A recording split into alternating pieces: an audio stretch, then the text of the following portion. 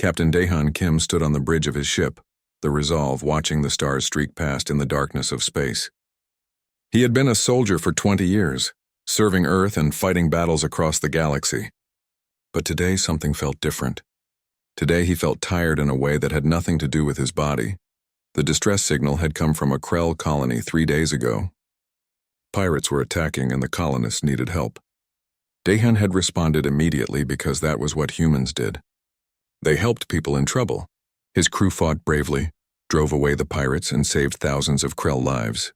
The colonists thanked him with tears in their strange eyes. Then the bill arrived.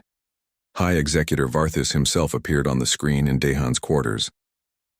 The Krell leader was tall and covered in thick armor that seemed to grow from his skin. His voice was cold and formal. "Captain Kim, the Krell Dominion thanks you for your service. Your debt contract has been prepared. Earth will provide military support to our colonies for the next 40 years as payment for using our emergency response network." Daehan felt his jaw tighten. "We saved your people. Why do we owe you anything?" Varthis looked at him with something like pity. "This is how the galaxy works, human. We allowed you to use our communication systems. We provided the coordinates. We gave you permission to enter our space. Everything has a price. Surely you understand this by now." After Varthis disconnected, Daehan sat in the dark for a long time. He thought about all the contracts Earth had signed over the past 150 years. Every time humans helped someone, they somehow ended up owing more than before. Every trade deal came with hidden costs. Every gift had strings attached. The galaxy operated on a system called the Obligation Network, and humans were drowning in it. Back on Earth, Ambassador Jiwon Park walked through the marble halls of the United Government Building. She carried a data pad loaded with the newest debt contracts. Her shoulders felt heavy. She had been Earth's voice to the galaxy for 10 years, and she was so very tired of begging. The council chamber was full when she arrived. Representatives from every nation sat in their seats waiting to hear the news. Jiwon took a deep breath and began her report. "The Krell demand 40 years of military service," she said quietly. "The Silene Collective is calling in the medical technology debt. They want our research data for the next century. The Vorash Empire has increased the fees for using their hyperspace routes. If we agree to all current contracts, Earth will be in debt for approximately 300 years. The room exploded. Voices rose in anger and despair. Some representatives shouted that they should refuse. Others argued that they had no choice. Earth needed the galaxy to survive.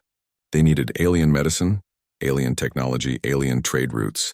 Without the obligation network, humanity would be alone. Admiral Hyon Choi stood up slowly. He was an old man with gray hair and sharp eyes that had seen too many battles. When he spoke, the room fell silent. "I have a question," he said. "What happens if we just say no?" The room went quiet. Ambassador Jiwon stared at him. "Admiral, no species has ever refused the obligation network. It holds the entire galaxy together." "That was not my question," Hyon said calmly. "I asked what happens if we refuse, not what has happened before." "What will happen to us?" A younger representative named Huan Kang spoke up. "They will cut us off. No trade, no protection, no allies. We will be alone. Are we not already alone?" Hyon asked. "We have allies who only help us when it profits them. We have protectors who charge us for their protection. We have trade partners who make sure we always owe more than we gain. Tell me, how is this different from being alone except that we are also in chains?" The debate raged for hours. Some said that humanity was too weak to stand alone. Others argued that the debts were crushing Earth's future. Scientists worried about losing access to alien technology. Military leaders worried about losing access to alien weapons. Dr. Minji Han, Earth's chief scientist, finally spoke. She was a small woman with tired eyes and ink stains on her fingers. "I have been studying alien technology for 15 years, she said. "And I can tell you something that no one wants to hear. We do not need them as much as they have made us believe. We are smart. We are creative. We have been holding ourselves back because we were afraid to offend our creditors. If we were free to research without restrictions, without patents and licenses and permissions, I believe we could match their technology in 20 years. 20 years is a long time to be vulnerable," someone argued. 300 years of debt is longer, Dr. Minji replied. The vote was called at midnight.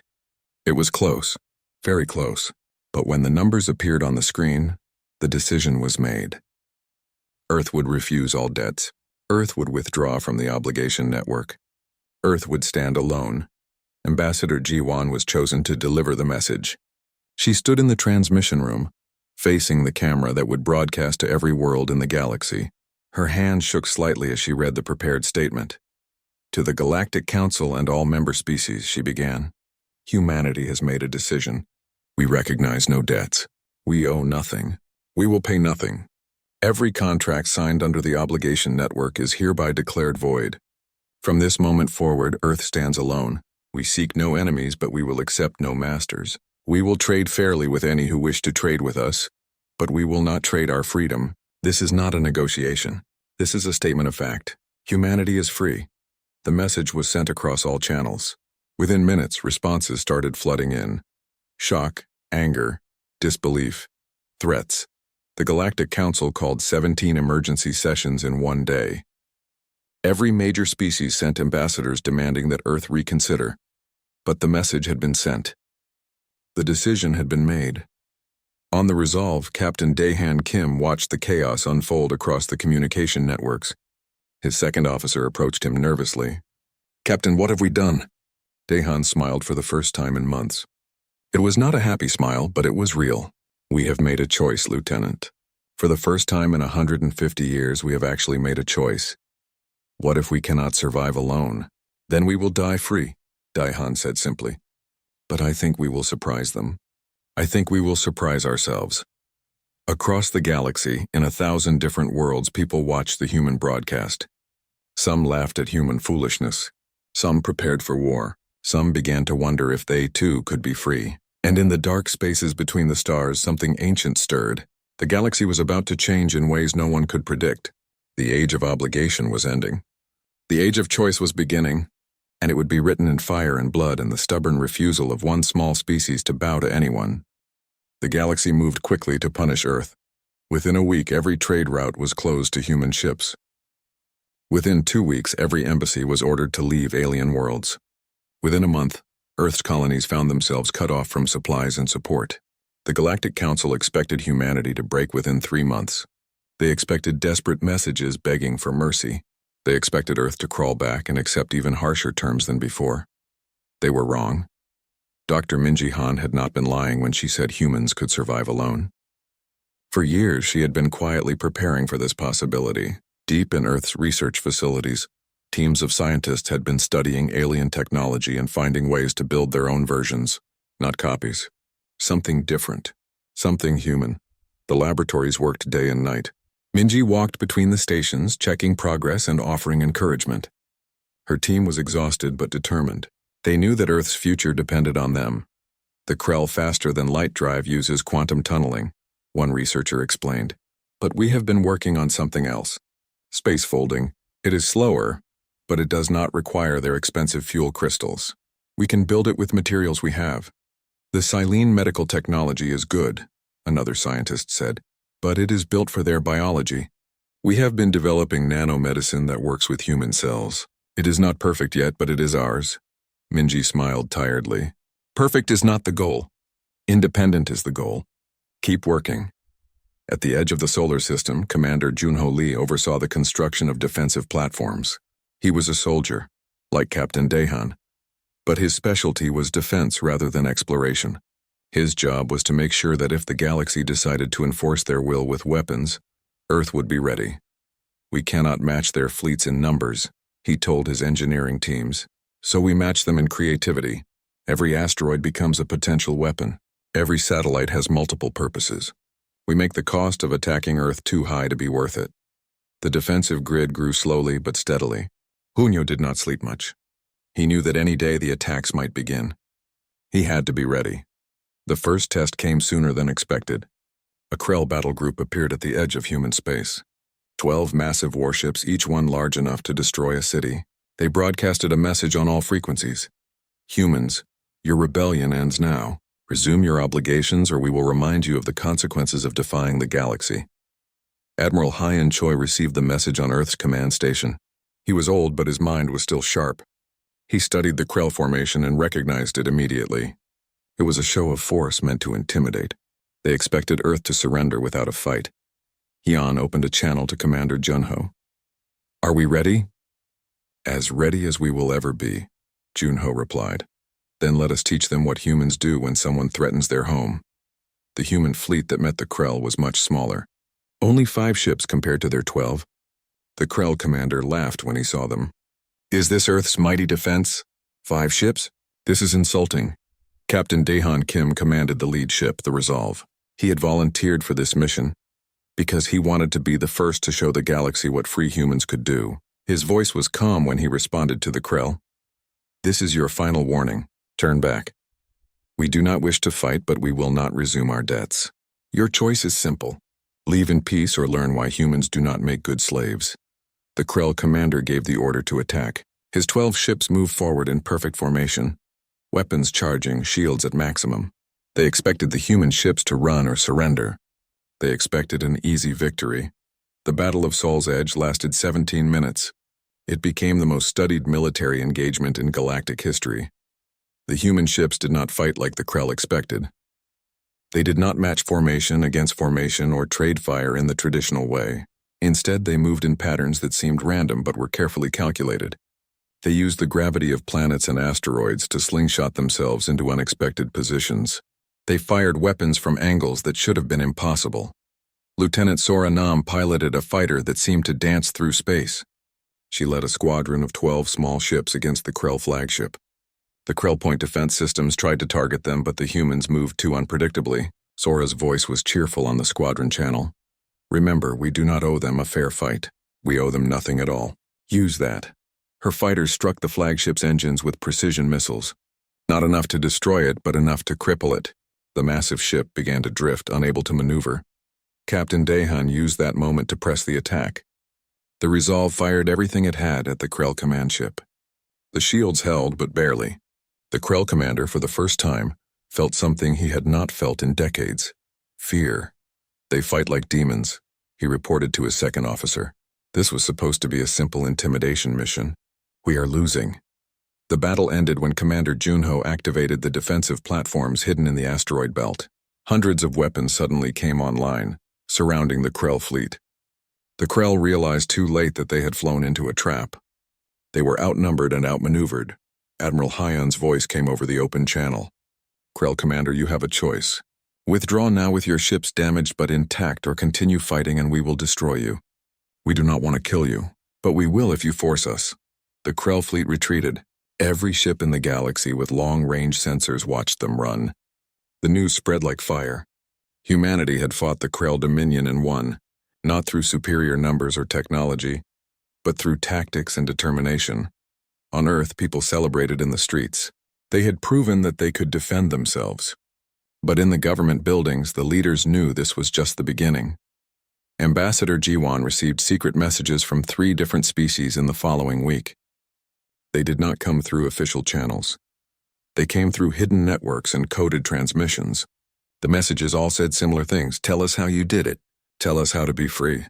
Jiwan brought the messages to the council. We have started something we cannot stop, she said. Other species are watching us. They want what we have, freedom. Is that not good? Someone asked. It is dangerous, Hyun replied. The Galactic Council will not allow this to spread. They will see us as a disease that must be eliminated. The Krell attack was just a test. The real war is coming. Envoy Taewon Baek volunteered for a dangerous mission. He would travel secretly to the worlds of the smaller species, the ones crushed under the heaviest debts. He would not offer them help or trade. He would offer them something more dangerous, an idea. I cannot promise this will work, he told the council before he left. I cannot promise I will even survive. But if we are going to change the galaxy, we need allies. Not allies who owe us. Allies who choose to stand with us. Dr. Minji continued her work in the laboratories. Every day brought new breakthroughs. Human technology was developing faster than anyone had predicted. Without the restrictions of patents and licenses, without having to ask permission from alien governments, human creativity exploded. But she also knew they needed more time. Time to build, time to prepare, time to spread the idea of freedom to other species. Commander Junho doubled the defensive platforms. He trained new pilots and soldiers. He prepared for the war he knew was coming. And in the depths of space, the Galactic Council held an emergency meeting. High Executor Varthus stood before the assembled leaders of 7 major species. His pride was wounded and his anger was cold. Humanity must be destroyed, he said flatly. Not just defeated. Destroyed. Their rebellion must be crushed so completely that no other species ever dares to follow their example. I propose we assemble a coalition fleet, the largest military force seen in centuries. We will end this human problem once and for all. The vote was unanimous. The coalition armada began to gather. 7 species contributed ships. Thousands of warships began the long journey toward Earth. The galaxy held its breath and waited to see if humanity's brief moment of freedom would end in fire. The coalition armada was a sight that made even the bravest humans feel cold fear. 3,000 warships from 7 different species, all united in one purpose: to destroy Earth and end the human rebellion forever. The fleet was so large that it took 6 hours just to pass through a single checkpoint. The combined firepower could crack a planet in half. High Executor Varthus commanded the armada from his flagship, the Eternal Duty. He stood in the command center, watching the human star system grow closer on the screens. Around him, commanders from the other species waited for orders. They were confident. How could they not be? Earth had perhaps 200 ships. The coalition had 3,000. The mathematics were simple. When we arrive, Varthus announced, we will offer humanity one final chance to surrender. When they refuse, as they surely will, we will demonstrate the cost of defying the natural order. Other species are watching. They must learn that freedom from obligation is not possible. It leads only to death. But on the edges of the galaxy, something was happening that Varthus did not know about. Envoy Taiwan Beck had been busy during the months it took the armada to assemble. He had traveled to 12 different worlds, always in secret, always at great risk. He spoke to the smaller species, the ones whose debts were so heavy they could barely survive. On the world of the Minnook, a species of small furred people who had been in debt for 4 generations, Taiwan sat in a hidden room with their resistance leaders. They were afraid to even speak of rebellion. We cannot fight, their leader said quietly. The Krell control our food supplies. The Vorash control our power grid. If we refuse our debts, they will let us starve and freeze. Taiwan nodded. That is what they want you to believe. But Earth also depended on alien food and power. For the first 3 months after we refused our debts, we struggled. People were hungry. Some places had no electricity. But we survived. We learned to make our own food and our own power. It was hard, but we are still here. And now no one can hold those things over us. But you are strong. We are weak. You are not weak, Taiwan said firmly. You have survived 4 generations of crushing debt. That takes incredible strength. You simply need to decide to use that strength for yourselves instead of for your creditors. He had similar conversations on 11 other worlds. He did not ask them to fight. He did not ask them to help Earth. He only asked them to think about one question.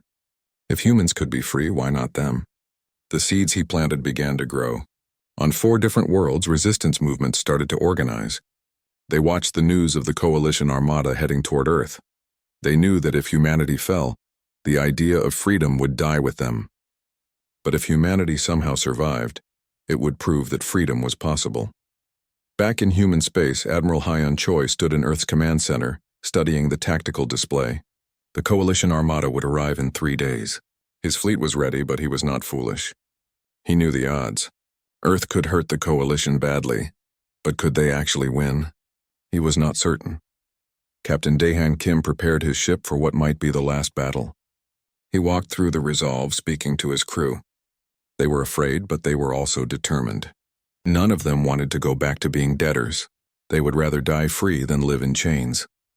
Lieutenant Sora Nam sat in her fighter, running through pre-flight checks for the 10th time. Her hands were steady, but her heart was racing. She was 26 years old. She had her whole life ahead of her. But she had made her choice. Some things were worth dying for. Dr. Min Ji-han worked frantically in her laboratory. She had one more trick to give the fleet, one more weapon that might make a difference. Her team had been working on it for months, but they had never tested it in real combat. It might work. It might fail catastrophically. But they had to try. Commander Jun-Ho Lee positioned his defensive platforms and laid his traps. He had turned the entire solar system into a weapon. Every asteroid, every satellite, every seemingly empty piece of space had been prepared. The coalition would bleed for every meter they advanced. But would it be enough? On Earth, billions of people watched the news and waited. They knew the fleet was coming. They knew their military was outnumbered. Some people panicked and demanded the government surrender, but most people were strangely calm. They had made their choice. They would stand by it. Civilian leader Huan Kang gave a speech that was broadcast across Earth and to all the human colonies.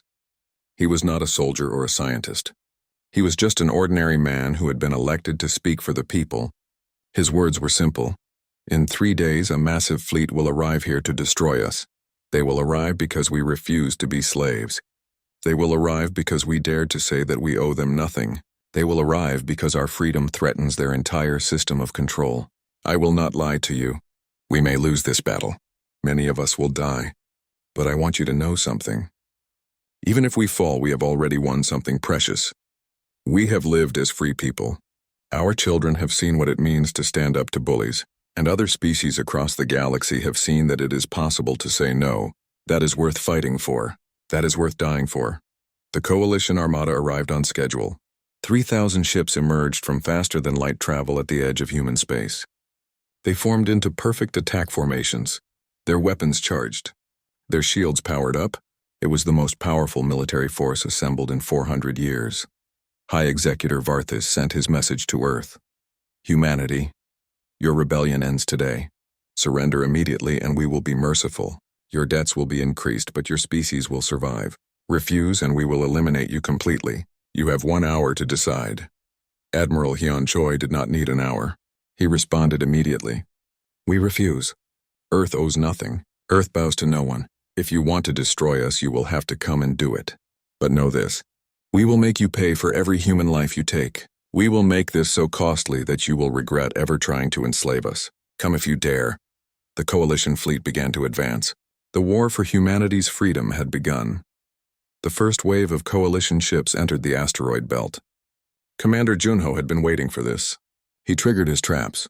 Asteroids that seemed normal suddenly revealed hidden engines and explosive charges. They crashed into the Coalition formation, causing chaos. Ships collided with each other, trying to avoid the unexpected weapons. The Coalition lost 37 ships before they even reached the main human defense line. Varthus was furious. These humans fight like cowards, using tricks and traps instead of honorable combat. His second officer replied quietly, Sir, they fight like people who have nothing to lose and everything to defend. The main battle began when the fleets met in the space between Mars and Jupiter. Captain Dehan led the human forces personally. He knew he was outnumbered 15-1, but he also knew something the Coalition did not. Humans had spent months preparing for this exact moment. Every tactic had been practiced. Every movement had been planned. Lieutenant Sora Nam and her fighter squadron struck first. They had studied the Coalition formations and found the weak points. Each Coalition species fought in their own traditional style. They were not used to working together. Sora's fighters exploited the gaps between the different alien fleets. Strike where they overlap, she ordered her pilots. Make them afraid to fire in case they hit each other. It worked. The Coalition ships hesitated, afraid of hitting their allies. In those moments of hesitation, the human fighters struck hard. Dr. Minji's new weapon was deployed. It was a type of electronic warfare that disrupted faster-than-light communications. Suddenly, the Coalition fleet could not coordinate properly. Each species group had to act independently, unable to receive orders from the central command. The battle raged for hours. Human ships died. Thousands of brave men and women gave their lives, but they were inflicting far more damage than the Coalition had expected. For every human ship destroyed, 3 Coalition ships fell. And then something happened that changed everything. 3 of the 7 Coalition species suddenly stopped fighting. Their ships powered down weapons and began to retreat. Not because they were defeated. Because their homeworlds had just sent emergency messages, revolutions had broken out. On 3 different worlds, the people had risen up against their governments. They had watched humanity's brave stand, and they had decided that they too wanted to be free. They refused their debts. They overthrew the leaders who had sent their fleets to destroy Earth. The Coalition Armada, already struggling against human tactics, suddenly lost nearly half its forces. Varthus watched in horror as his perfect plan fell apart. The withdrawal of 3 Coalition species changed the entire battle in an instant. High Executor Varthus stood on his flagship, watching his perfect armada fall apart. Ships that had been allies minutes ago were now retreating in disorder. The remaining 4 species, including his own Krell dominion, suddenly found themselves facing a human fleet that was still fighting with desperate strength. Captain Daehan Kim saw the enemy confusion and pressed the attack. His voice was hoarse from giving orders for 6 straight hours, but he did not stop. All ships advance. They are breaking. Push them harder. The human fleet surged forward. Ships that had been defending now became attackers. Lieutenant Sora Nam led her fighter wing straight into the heart of the Krell formation. Her pilots were exhausted, running on adrenaline and determination. 3 of her squadron had already died. She would not let their sacrifice be wasted. For Earth, she whispered to herself as she locked onto a Krell cruiser. For freedom, her missile struck true. The cruiser's shields flickered and failed. Secondary explosions ripped through its hull. 1 more enemy ship gone, but the cost was terrible. Earth's colonies were burning. The coalition forces, even reduced in number, were still powerful. Mars' colony took a direct hit from Vorash battleships. 50,000 people died in seconds. Europa Station was destroyed completely. Another 30,000 gone. On Earth, people watched the casualty reports and wept. But they did not call for surrender. They had made their choice. They would pay the price. Commander Junho Lee fought from the command center of the defensive platforms. He had not slept in 2 days. His systems were failing one by one as coalition weapons found their targets. But he kept fighting, kept coordinating, kept making the enemy pay for every meter of space they took. Platform 7 is gone, an officer reported. Platform 12 is heavily damaged. Platform 3 has lost main power. Junho nodded tiredly. Redirect Platform 3's remaining weapons to automatic mode. Set it on a collision course with the nearest enemy battleship. If we are going to lose it anyway, let us make it count. Dr. Minji Han watched the battle from Earth's surface. Her weapons and tricks had worked well, but they were not enough. The coalition was too large, too powerful. Even with 3 species withdrawn, the remaining forces outnumbered humanity. She felt tears on her face. So many had died for freedom. Would it be enough? Then something unexpected happened. A new group of ships appeared on the sensors. Small ships, not military vessels. They came from 12 different directions, from 12 different minor species. The Minnock that Taiwan had visited. The Kelith, the Prin, species that had been crushed under debts for generations. They had all decided to act. The new ships did not have powerful weapons. They were mostly cargo vessels and civilian transports. But they threw themselves at the coalition fleet anyway. They rammed enemy ships. They used their ships as bombs. They broadcast messages on all frequencies. We are the Minnock, and we owe nothing. We are the Kelith, and we refuse our debts. We are free, and we stand with humanity. The coalition forces were shocked. These were species they had controlled for decades. Species that had never dared to fight back. Now they were dying to protect Earth, a world most of them had never even seen. Envoy Taiwan Baek was on one of those ships, a Minnock transport that had been converted into a flying bomb. He had helped plan this attack, had convinced these species to take this desperate action. Now he was going to die with them. He sent one final message to Earth. Tell them we died free. Tell them it was worth it. His ship, along with 17 others, crashed into a Vorash dreadnought. The massive enemy ship broke apart in a ball of fire. Taiwan and 300 others died in an instant. But their sacrifice broke the coalition's will to fight. The Vorash fleet, seeing their flagship destroyed by what they had always considered weak and helpless species, began to retreat. They had come to crush a rebellion. Now they were fighting a galaxy-wide revolution. They wanted no part of it. The remaining coalition species saw the Vorash leave and panic spread through their ranks. First 3 species had withdrawn. Now the Vorash were running. Only 3 species remained, and they were facing not just humans but a growing alliance of rebels. High Executor Varthus refused to retreat. His pride would not allow it. He ordered his remaining Krell ships to continue the attack. But his commanders were no longer listening. They had families. They had homes. They did not want to die for a system that was already falling apart. One by one, the Krell ships stopped fighting and began to withdraw. Varthus screamed orders that no one followed. His second officer finally spoke to him quietly. Sir, it is over. We have lost. If we continue, we will not just lose ships. We will lose everything. Varthus looked at the tactical display. His mighty armada was scattered and broken. Earth was still standing. The humans were still fighting. And across the galaxy, a dozen species were declaring independence from the obligation network. He had come to destroy an idea. Instead, he had spread it to every corner of the galaxy. The coalition armada retreated. The battle was over. Humanity had won, but the victory tasted like ashes in their mouths. Admiral Hyon Choi broadcast the casualty reports. 200,000 humans dead, 15 colonies destroyed or heavily damaged, 30% of Earth's fleet gone. The cost had been terrible, but they were still free. Captain Daehan Kim returned to Earth 3 days after the battle. His ship was scarred and damaged. His crew was exhausted. He walked through the streets of Seoul and people cheered for him. He did not feel like a hero. He felt like a survivor. He had watched too many good people die. Lieutenant Sora Nam was awarded the highest military honor for her actions during the battle. She stood at the ceremony with empty eyes. Half her squadron was gone. The medal felt heavy and meaningless. But when the children of Earth looked at her with hope in their eyes, she managed to smile. They had won something worth dying for. She had to remember that. The Galactic Council tried to hold an emergency session, but no one came.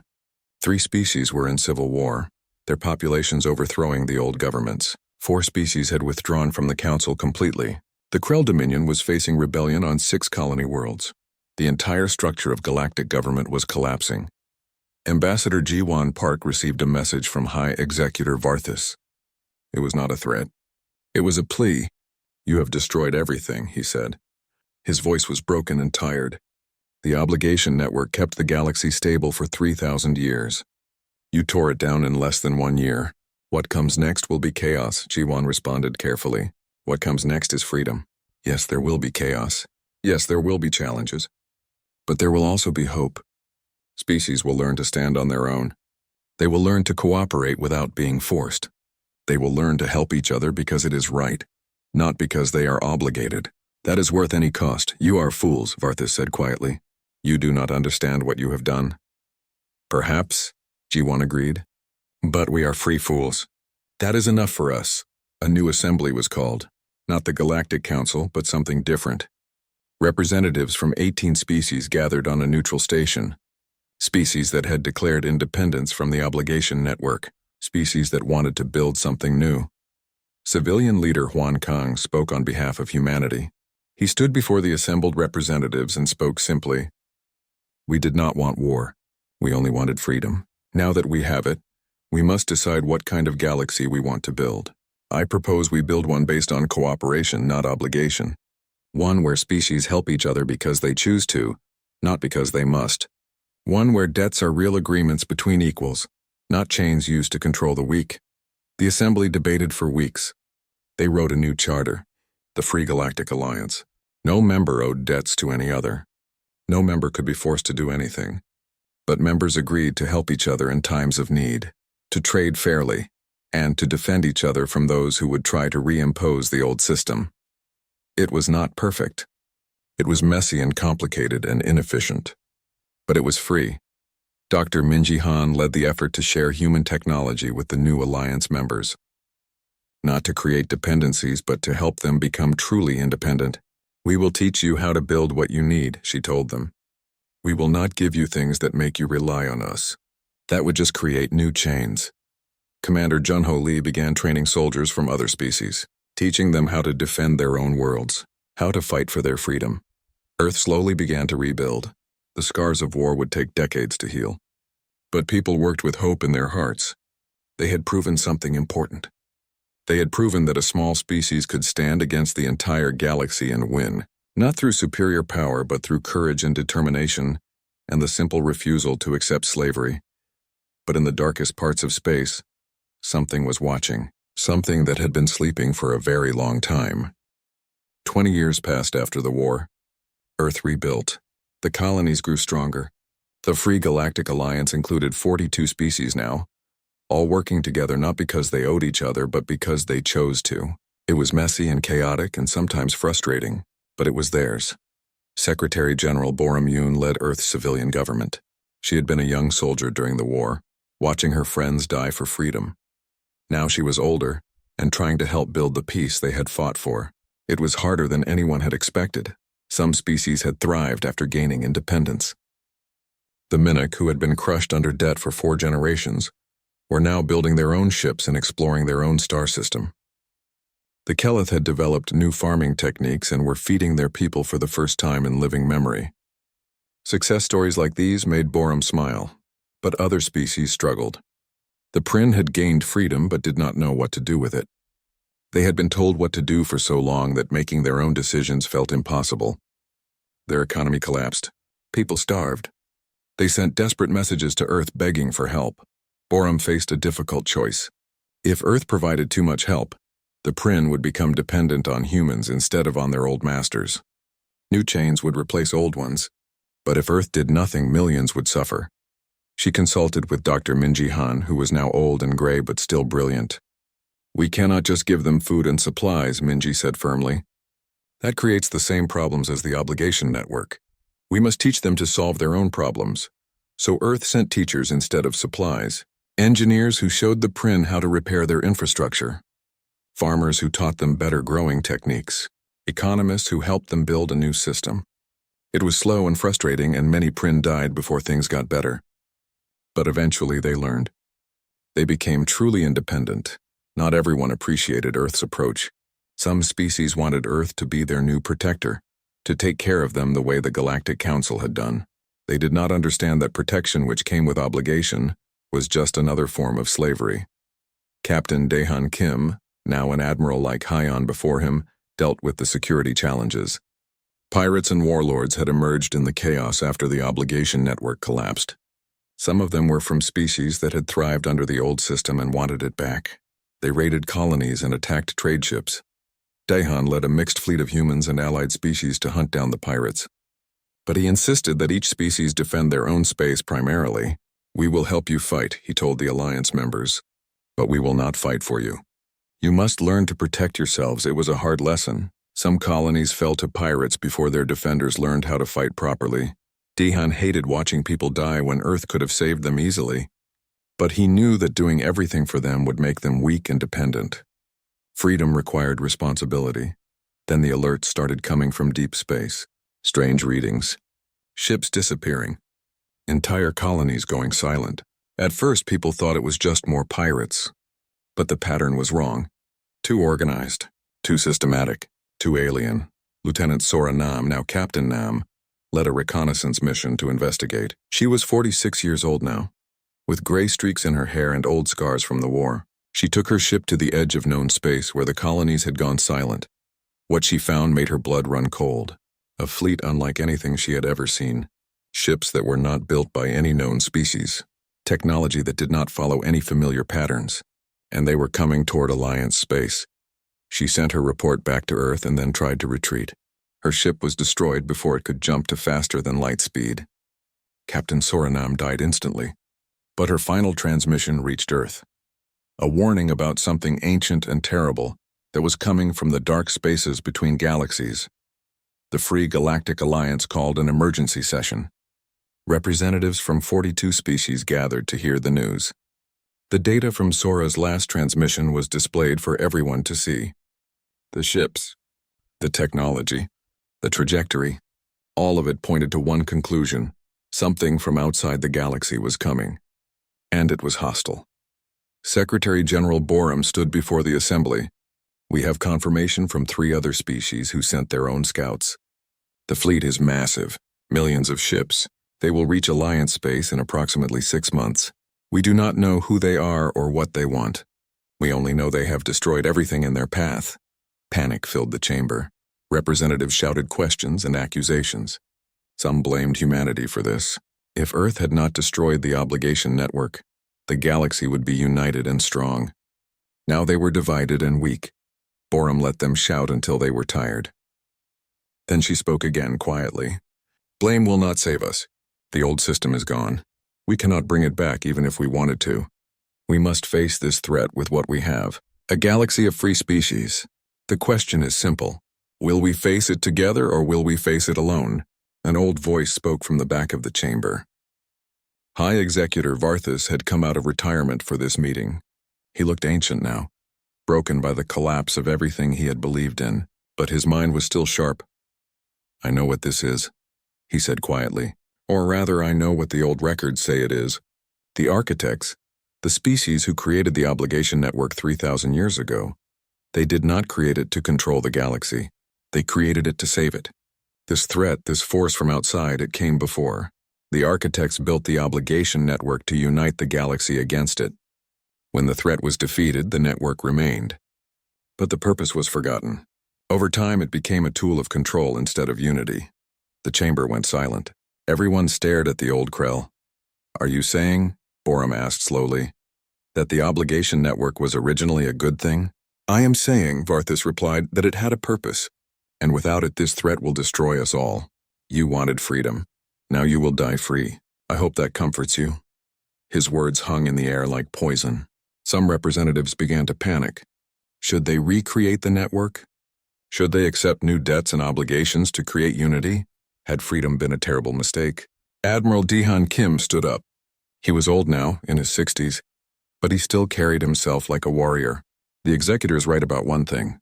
Without unity, we will fall. But he is wrong about how to achieve that unity.